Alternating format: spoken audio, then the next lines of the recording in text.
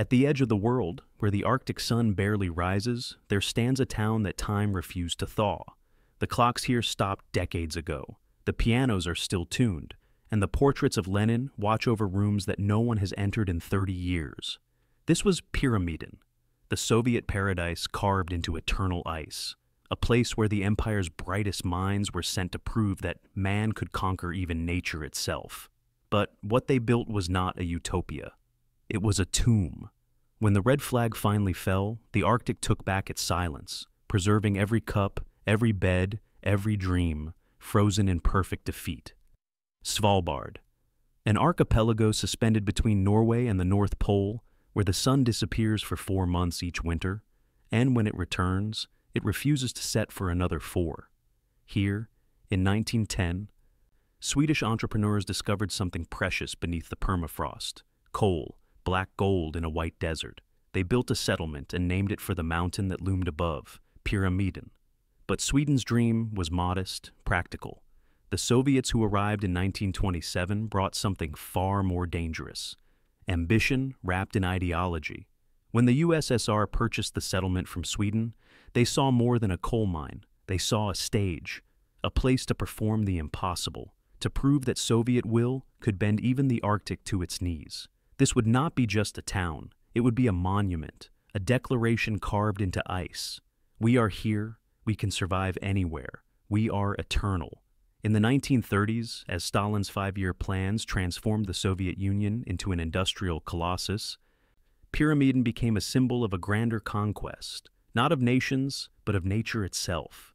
The Arctic had always been humanity's adversary, a place of death, darkness, and surrender. But the new Soviet man would not surrender. He would build cities in the void. He would mine coal where even trees refused to grow. Pyramiden became the northernmost Soviet settlement in the world, a crimson star planted in eternal ice.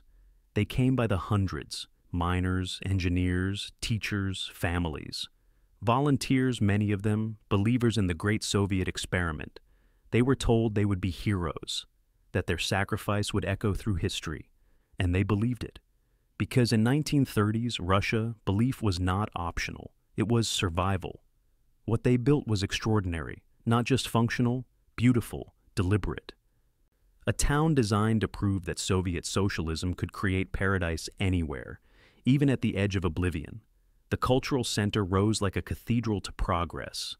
Yellow walls bright against the white silence, decorated with murals of Lenin and Marx. Inside, a gymnasium, a library stocked with 10,000 books, a swimming pool heated by the coal they mined below their feet. There was a school, a hospital, a concert hall, apartments with running water and central heating, luxuries many Soviet citizens back home could only dream of. The cafeteria served fresh vegetables grown in greenhouses, an impossible garden in the Arctic night. And at the center of everything, facing the glacier like a sentinel, stood the northernmost statue of Lenin in the world, his bronze arm raised, pointing toward a future that would never come. Every detail was propaganda, every brick a message. Look what we can build. Look what socialism can achieve. But propaganda requires an audience. And in Pyramiden, the only witnesses were the workers themselves, and the mountain that watched them, with the patience of geological time. Imagine being chosen to go to Pyramiden. Imagine the mixture of pride and terror. You would leave behind everything familiar: the warmth of Moscow, the forests of Ukraine, the steppes of Kazakhstan. You would board a ship that would take you past the edge of the known world, into darkness that lasted months, into cold that could kill you in minutes if you stepped outside unprepared. But you would also be told you were special, elite, that you would live better than anyone in the motherland. No money was needed in Pyramiden. Everything was free: food, housing, entertainment. You worked hard, yes, brutally hard, but you were cared for. You were building more than a town. You were building proof that the Soviet system worked, that it could outlast anything, even winter itself. What they didn't know, what they couldn't see beneath the yellow paint and red banners, was that paradise has a price. And in the Arctic, that price is always paid in silence, isolation, and the slow erosion of the human spirit. But in those early years, in the glow of collective purpose, Surrounded by comrades who sang the Internationale together in the dark, they believed. And for a while, that belief was enough. To understand Pyramiden is to understand the contradiction at the heart of Soviet ideology: perfect freedom through perfect control. Every morning, workers descended into the mines, extracting coal that would be shipped back to the mainland. The work was dangerous, exhausting, unforgiving. Men returned to the surface blackened with dust, their lungs heavy with particles that would never fully leave. But when they emerged from that darkness, they entered a different kind of performance: the theater of Soviet happiness. There was no money in Pyramiden. Everything was provided by the state: your apartment, your food, your children's education, your entertainment. On paper, it was utopian. In practice, it was a cage lined with comfort. You could not leave without permission. You could not complain without consequence. You could not question why the ships sometimes arrived late, why the vegetables were often spoiled, why the promises made in Moscow felt hollow in the Arctic wind. But you could attend concerts in the cultural center. You could drink vodka in the canteen with your fellow workers. You could watch propaganda films that showed you how much worse life was in the capitalist West. And if you felt trapped, if the darkness of winter pressed too heavily on your chest, if you began to wonder whether this was truly paradise or simply a beautiful prison, well, there were ways to cope. The Soviet state understood something profound about human nature. Keep people busy and they won't have time to think. Give them bread and circuses and they won't notice the bars. In Pyramiden, the circus was elaborate. There were sports competitions between work brigades, theater productions where miners became actors, art classes where engineers painted portraits of Lenin, a brass band that played at celebrations. Children sang patriotic songs in the school. Families gathered for May Day festivities. Couples married in ceremonies blessed not by God. Religion was forbidden, but by the promise of building communism together. On the surface, it worked. The propaganda photographs show smiling faces, communal joy, the triumph of collective spirit over individual hardship. But photographs lie. They capture moments, not truth. Look closer at those faces. See the forced smiles, the exhaustion behind the eyes. See the stiffness in their postures, the way they lean away from each other, even while standing together. This was not spontaneous happiness. This was choreographed survival. Everyone knew they were being watched. Everyone understood that displays of discontent were noted, reported, remembered. So they smiled, they clapped, they raised their glasses to the glory of the Soviet Union. And when they returned to their apartments, they closed the doors and faced the silence, the real silence, not the orchestrated noise of collective joy. And in that silence, doubt grew like frost on a window. Every Soviet settlement had its watchers, party officials who ensured ideological purity, informants who reported on suspicious behavior, a quiet system of surveillance that made everyone both watched and watcher. In Pyramiden, this system was particularly suffocating. There was nowhere to hide, no forest to disappear into, no neighboring towns to visit for escape. The vastness of the Arctic, which should have meant freedom, instead meant imprisonment. If you complained too loudly, your name would appear on a list. If you questioned directives from Moscow, you might find yourself on the next ship out, sent back to the mainland where far worse awaited. So, people learned to perform. They became actors in their own lives, presenting the face the system demanded while hiding their true selves in the few private moments they could steal. The cultural center had a photograph on every wall. Lenin, always Lenin, watching with those stern, knowing eyes. And beneath his gaze, workers gathered to celebrate victories they weren't sure they'd won, to praise a system they couldn't critique, to live lives that felt increasingly like someone else's story. But the most insidious form of control wasn't the surveillance. It was the isolation. Pyramiden sat at the edge of the world, cut off from everything. For 8 months of the year, no ships arrived. You lived with the same 300 people, day after day, in buildings you couldn't leave because the temperature outside could freeze exposed skin in minutes. You became a prisoner not just of ideology, but of geography. The Arctic itself was the guard, and it never slept. And then there was the darkness. From October to February, the sun disappeared entirely. Not just nightfall, complete absence. 4 months of darkness broken only by artificial light, the pale glow of the aurora, and the reflection of stars on endless snow. Humans are not built for this. Our bodies, our minds, our spirits require light. Without it, something in us begins to fracture. In Pyramiden, the psychological toll was profound. Workers grew listless, irritable. Marriages strained under the pressure of constant proximity and no escape. Children grew quiet, their energy dimmed like the absent sun. The mind became almost a refuge. At least there, you expected darkness. Above ground, in the town that was supposed to be paradise, the darkness felt like betrayal. The Soviet state prescribed solutions. More activities, more celebrations, more collective engagement. Work harder, sing louder, believe more fervently. Depression was seen not as illness, but as ideological weakness. To admit suffering was to admit the system had failed, so people suffered in silence. They smiled through gritted teeth. They drank vodka until the edges of reality blurred enough to be bearable, and they counted the days until the sun would return. But every winter, some part of them wondered, when the light comes back, will I still recognize myself? The machine of perfection ran smoothly, at least in the reports sent to Moscow. Production targets were met. Morale was described as excellent. Pyramiden was proof of Soviet excellence. But beneath the surface, invisible in the propaganda photographs and official documents, cracks were forming, small at first. Hairline fractures in the ice, and in the Arctic, cracks always spread. The first sign of decay is always physical. Steel corrodes, machinery fails. And in a place where every system depends on perfect maintenance, where a broken boiler means death, small failures cascade into catastrophe. The coal mines of Pyramiden were dangerous by nature. Miles of tunnels carved into permafrost, held up by wooden supports that grew brittle in the cold. Cave-ins were common. Injuries routine. Every miner knew the risk, but in the 1980s something changed. The accidents increased. Equipment broke down more frequently. Parts that should have been replaced weren't. Safety protocols were ignored to meet production quotas. Why? Because the Soviet economy was dying.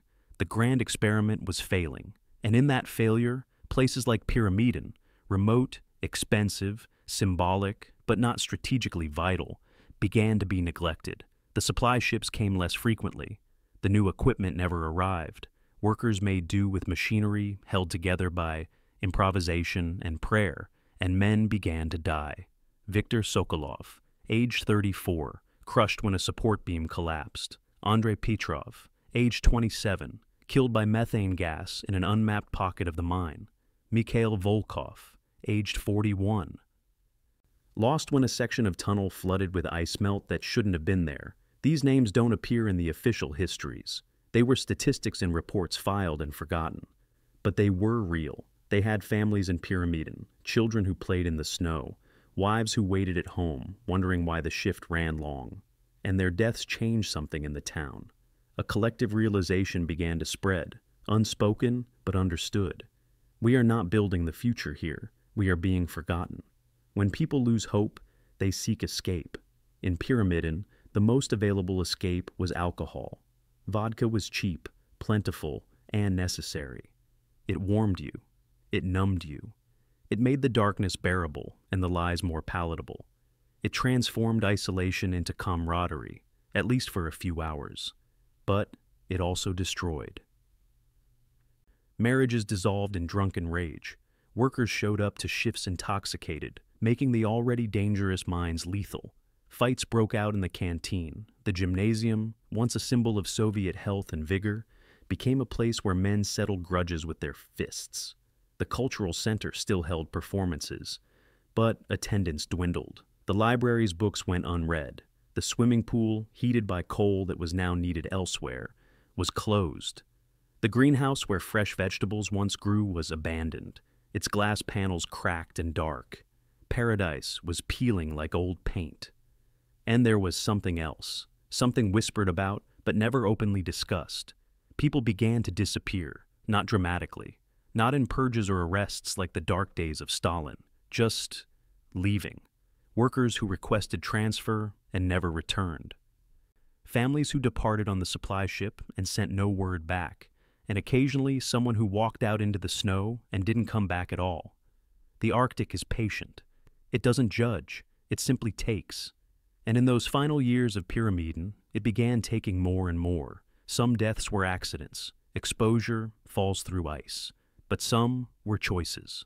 Final acts of escape from a paradise that had become a purgatory. The Soviet state, obsessed with controlling the narrative, recorded these as accidents, production casualties, unfortunate but unavoidable in such harsh conditions. But the workers knew the truth. They felt it in the way the town's energy had changed. The forced optimism had curdled into resignation. The collective spirit had fragmented into individual survival. Pyramiden was dying. And everyone could feel it. By the late 1980s, Pyramiden had become a ghost before it was abandoned. Buildings stood empty as the population declined. The school had fewer children each year. The hospital treated more mental breakdowns than physical injuries. The mine still produced coal, but less efficiently. The machinery was ancient, patched together with salvage parts. The men who worked it were exhausted, aging, demoralized. And overhead, the Soviet Union itself was collapsing. Glasnost and perestroika reached even Pyramiden, but the openness only revealed what everyone already knew. The system was broken. The promises were hollow. The bright communist future was never coming. For the first time, workers could openly discuss what had been whispered for years. That life in the Soviet Union wasn't superior to the West. That the propaganda was lies. That they had given years of their lives to an ideology that had betrayed them.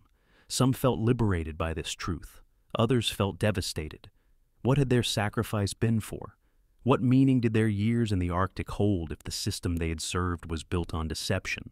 The psychological weight was crushing. Pyramiden had been more than a town.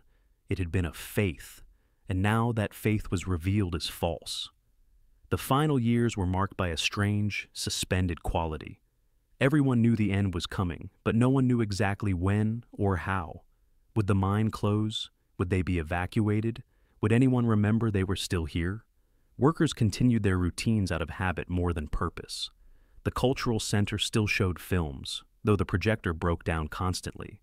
The canteen still served meals, though the food was increasingly grim. The statue of Lenin still faced the glacier, his raised arm now seeming less like guidance and more like a farewell. And in the growing silence between the rhythms of daily life, you could hear time itself changing. The future was no longer being built here. Only the past remained. The winter of 1990-91 was particularly brutal, not just in temperature, though it was among the coldest on record, but in the sense of abandonment that settled over Pyramiden like snow. Supply ships came late, if at all. Promised equipment never arrived. Communications with Moscow became erratic. Workers went months without pay. The state that had promised to care for them had simply forgotten they existed. Families began to leave on their own initiative. Entire work brigades requested transfers. The population that had once numbered over 1,000 dwindled to a few hundred diehards who had nowhere else to go, or who still clung to the hope that Pyramiden might be saved. But hope, like heat, cannot survive long in the Arctic without fuel, and the fuel was gone. Those who remained described a surreal existence. Entire apartment blocks stood empty, their windows dark. The school closed. There weren't enough children left to justify a teacher. The hospital became a clinic, staffed by a single nurse. People gathered in the canteen not for orchestrated celebrations, but for warmth and company. The conversations were no longer about production quotas or party ideology. They were about survival, about when the next ship might come, about whether they'd be paid, about what came next. And outside, the Arctic waited with eternal patience. The mountain called, Pyramiden watched impassively as the town beneath it slowly died.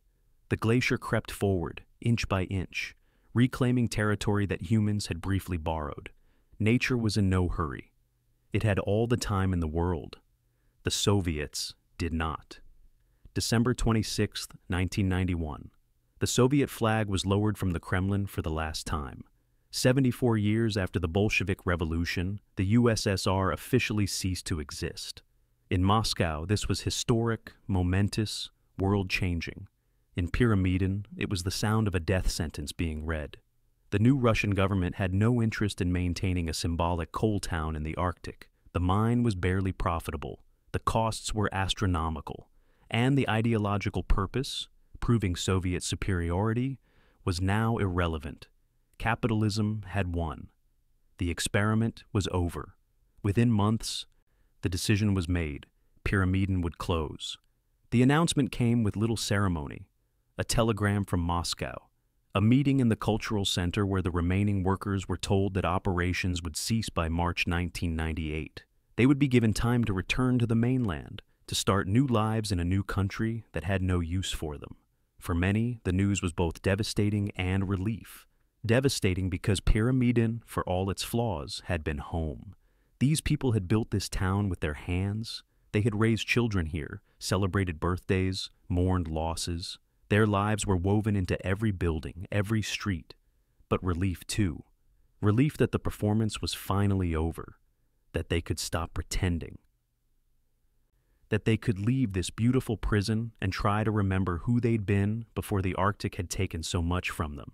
The evacuation of Pyramiden took years. It wasn't a dramatic exodus, but a slow hemorrhaging.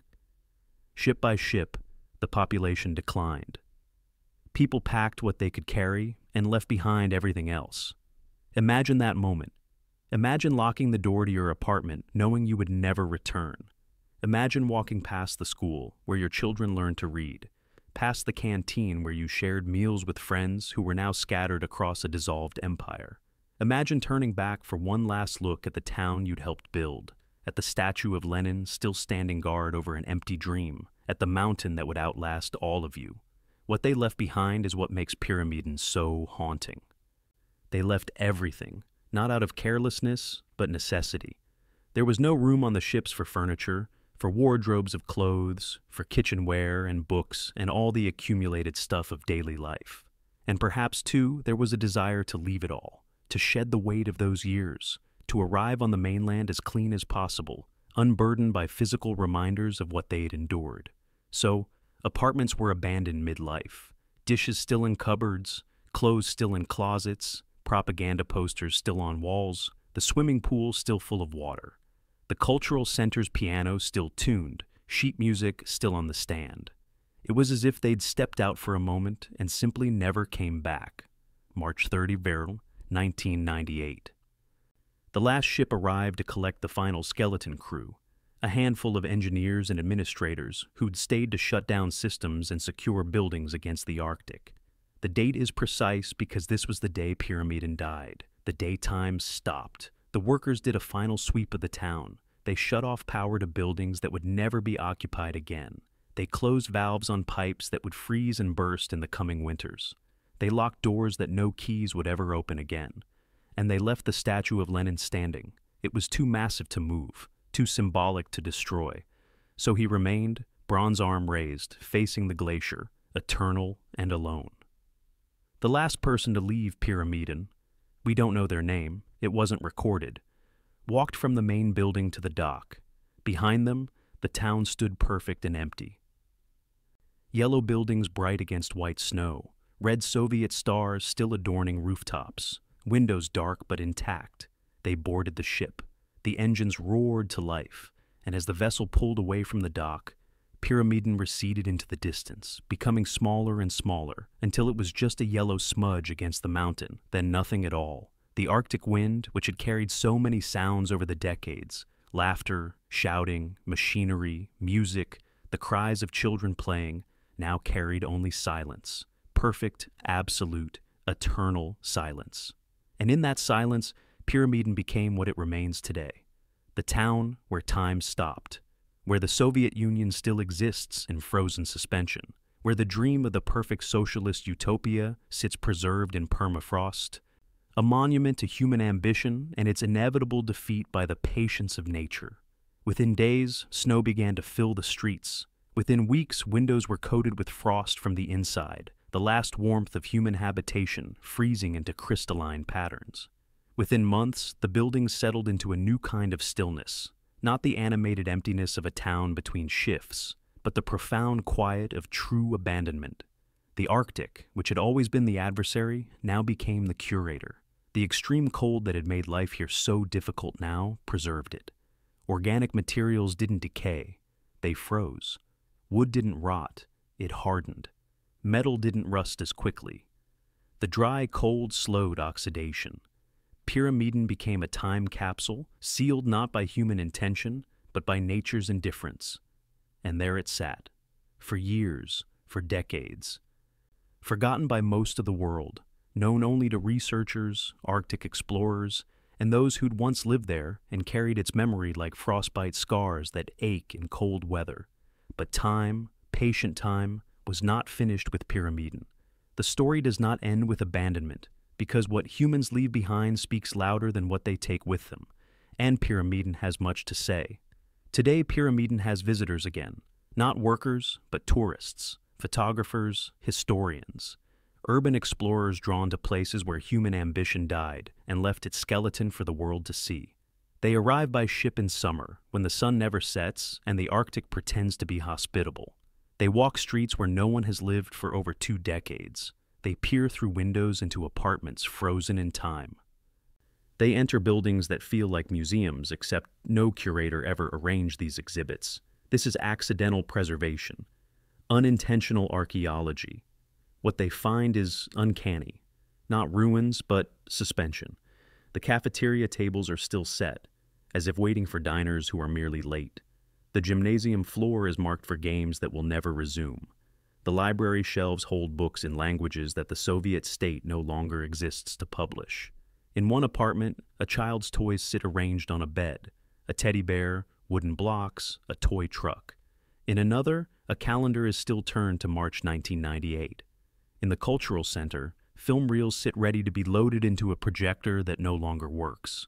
It's like walking through a photograph. Everything visible, nothing touchable. The past crystallized into something you can see but never truly reach.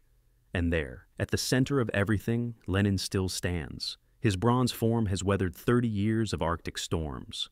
Snow accumulates on his shoulders each winter. Birds nest in the crevices of his coat. But he remains, arm raised, pointing towards something that no longer exists. The irony is almost unbearable.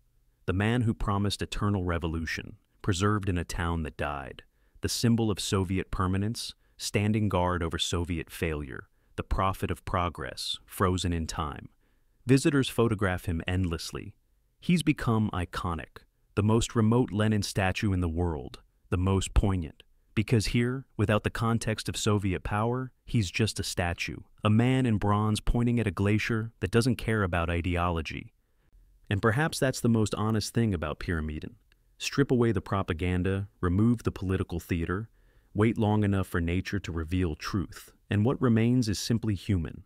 Our ambitions, our failures, our persistent belief that we can defy limits that cannot be defied. Lenin points at the future, but the future left him behind. So, what does Pyramiden teach us? What lesson does this frozen monument offer? Perhaps it's about the folly of empire. The Soviet Union believed it could overcome any obstacle through will and ideology. It built Pyramiden to prove that point, that humans could flourish anywhere if properly organized, properly motivated, properly controlled. And they were right, in a way. Humans did flourish here. Children grew up. Families formed. Coal was mined. The town functioned for decades in one of the harshest environments on Earth. But flourishing is not surviving, and surviving is not thriving, and thriving is not the same as finding meaning or freedom or joy. Or perhaps the lesson is about control and its costs. Pyramiden worked because it was totalitarian. Every aspect of life was managed. Free will was sacrificed for collective purpose. And in that sacrifice, something essential was lost. The very humanity the system claimed to be perfecting. Or maybe the lesson is simpler, darker. That nature always wins. That human achievements, no matter how impressive, are temporary. That the Arctic wind will outlast every empire, every ideology, every statue we raise to our own importance. The mountain called Pyramiden stood before humans arrived. It will stand long after the buildings crumble and the statue falls. Time is patient. Nature is indifferent. And empires, all empires, are temporary. Pyramiden sits there still, at the edge of the world.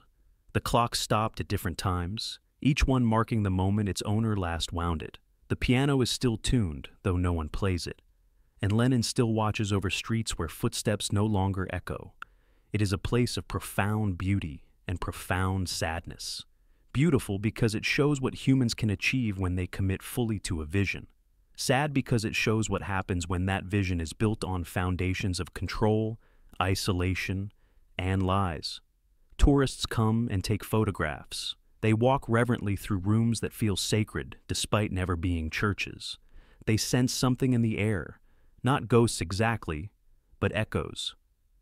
The residue of lives lived intensely in this impossible place. And when they leave, when they board their ships and sail back to the world of the living, they carry with them a question that Pyramiden poses to everyone who sees it. What will survive of what we build? What will future generations find when they walk through the ruins of our ambitions? Will they see progress or folly, triumph or tragedy? Or will they see what we see in Pyramiden, a mirror reflecting back our own mortality, our own temporary nature, our own desperate belief that we can somehow defeat time? Empires die twice, first in power, then in memory. But here, in the silence of Pyramiden, the Soviet dream still breathes. Not alive, not dead, just frozen. A warning preserved in ice, a monument to the empire that froze itself.